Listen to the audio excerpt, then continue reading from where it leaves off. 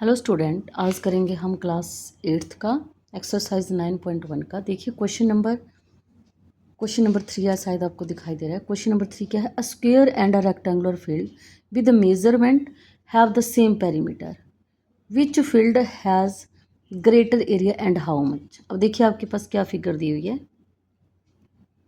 ऐसे दिया है एक स्क्वेयर और जिसकी आपके पास साइड दी हुई है 50 मीटर और ये भी 50 मीटर, और एक आपके पास ऐसे रेक्टेंगल दिया हुआ है। और रेक्टेंगल का क्या दिया हुआ है? 60 मीटर, 40 सेंटीमीटर। मीटर ही होना चाहिए, मीटर होना चाहिए, 40 मीटर मीटर है। ठीक है, अब ये हो गया। अब देखिए आपको करना क्या है, दोनों फिगर का एरिया निकालना है। तो आपको पता है ना, area of square, area of square क्या होता है? Area of square side into side. ठीक है, पहले हम फर्स्ट फिगर का एरिया निकाल लेते हैं, फिर हम सेकंड फिगर का एरिया निकालेंगे। साइड क्या है आपके पास? 50, 50 इंटू 50 कितना बन जाएगा? 5 5 ज़ा 25 और 2 ज़ीरो और लग गई, मीटर स्क्वायर। ये तो आ गया आपके पास एरिया ऑफ स्क्वायर। फर्स्ट लिख लो यहाँ पे। सेकंड क्या है? रेक्टेंगल है, तो एरिया ऑफ रेक्टेंगल का फॉर्मूला क्या होता है? L into B. आपके पास क्या है? एल 60 और बी क्या है? 40। ठीक है, तो कितना बन गया? 6 4 ज़ा 24 00 मीटर स्क्वायर। अच्छा क्वेश्चन, सॉरी मैंने ध्यान से, have the same perimeter. Perimeter दोनों का सेम था। पेरीमीटर का फॉर्मूला क्या होता है? देखिए 4 इंटू साइड, तो 4 इंटू साइड। अब मैं यहाँ पे रफली निकालूँ आपको पेरीमीटर, इस फिगर का पेरीमीटर क्या आ जाएगा?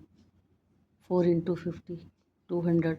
और इसका पेरीमीटर क्या होता है? 2 इंटू एल प्लस बी, तो 2 इंटू 60 प्लस 40, तो ये भी कितना बन जाएगा? 100 इंटू 200। मतलब आपके पास गिवन है, निकालने की ज़रूरत नहीं थी इसको, फिर भी मैंने बता दिया। मतलब इसको निकालने की ज़रूरत नहीं थी। ठीक है, हो गया। अब देखिए कौन सा एरिया ज़्यादा है स्क्वायर का? एरिया ऑफ स्क्वायर या area of first figure is greater than area of second figure. ठीक है, सेकंड फिगर से ज़्यादा है। और कितना ज़्यादा है? Area of first figure is 100 metre square greater than second figure. Clear?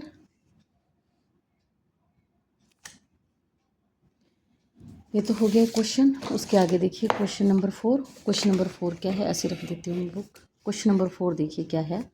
A park of length 30 metre, breadth 20 metre, there is a path of 1 metre running inside along the perimeter of park. ठीक है, the path has to be cemented. If one bag of cement is required to 4 meters square, how many bags of cement are required to construct the path? Question समझिए पहले। देखिए question number 4, मैं आपको figure draw समझाती हूँ थोड़ा सा। ऐसे देखिए, ऐसे आपके पास कोई पार्क है, सपोज करिए ये पार्क है। इसकी आपके पास लेंथ कितनी दी हुई है? 30, और ब्रेड्थ कितनी दी हुई है? 20 मीटर। ठीक है, सपोज करो, इमेजिन करो, विजुअलाइज करो आप कि एक पार्क है, कि आप पार्क में घूम रहे हैं। और आपने अगर पार्क देखा है तो पार्क के अंदर फुटपाथ बना होता है, जहाँ सैर कर रहे होते हैं लोग, चलने के लिए बना होता है ना रास्ता। और वो सीमेंटेड होता है, सीमेंटेड होता है, वो पक्का होता है ना चलने के लिए। अब ये बोल रहे हैं कि जो इनसाइड है, इनसाइड मतलब अंदर है, और ये 1 मीटर है, तो ये 1 मीटर होगा, सब जगह से 1 मीटर है। ठीक है, अब आपको बोला है इस जो पाथ है ना, ये वाला जो चलने वाला रास्ता है, ठीक है। उसको 4 मीटर स्क्वायर, अगर 4 मीटर स्क्वायर इतना एरिया अगर कवर कर रहा है ये, तो उसके लिए एक सीमेंट की बोरी, एक सीमेंट का बैग लग रहा है।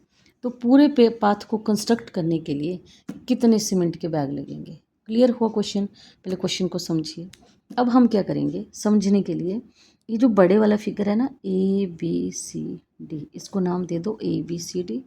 अंदर जो पाथ को छोड़ के जो एरिया बचा है उसको नाम दे दो PQRS। इजी हो जाएगा निकालना। क्लियर?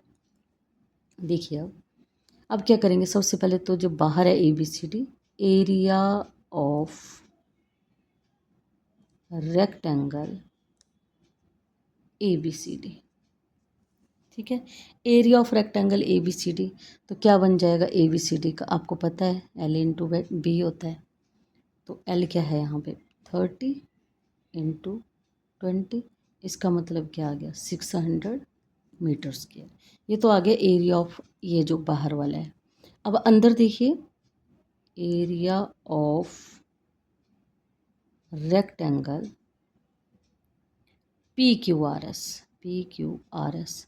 समझने वाली बात है, यहाँ पे लेंथ क्या बन जाएगी, ध्यान रखना।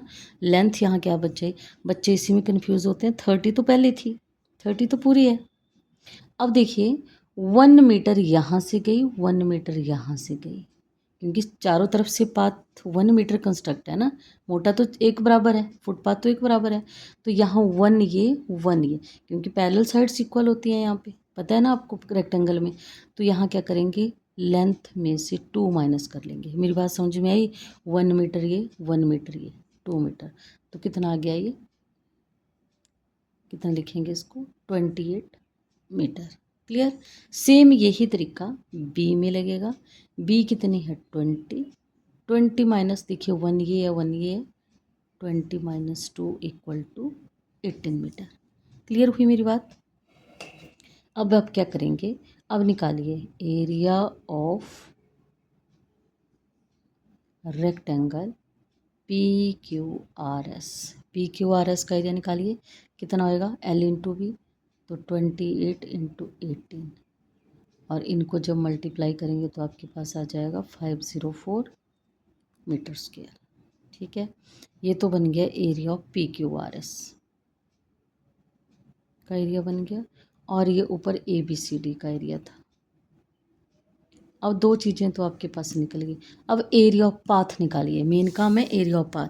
अब एरिया ऑफ पाथ निकलेगा कैसे, area of path equal to area of ABCD जो रेक्टेंगल है, minus area of PQRS, PQRS का एरिया भी।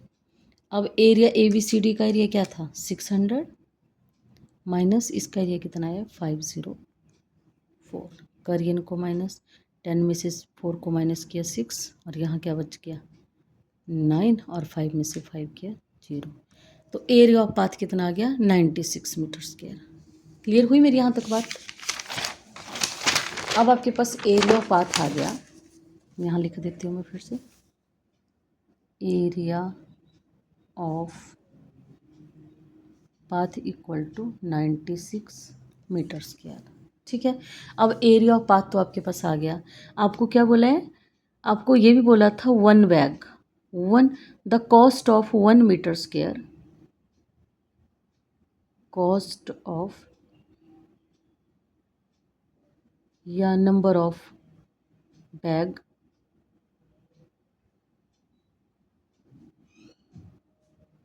number of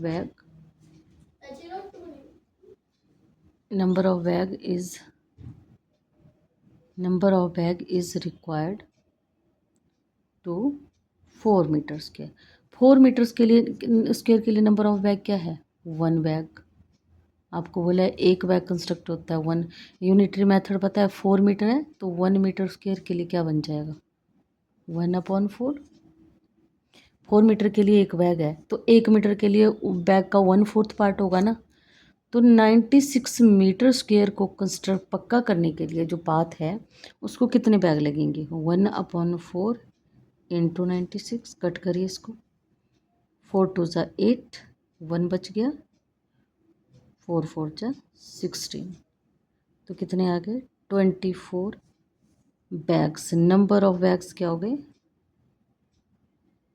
सीमेंट बैग भी लिख सकते हैं 24। क्लियर।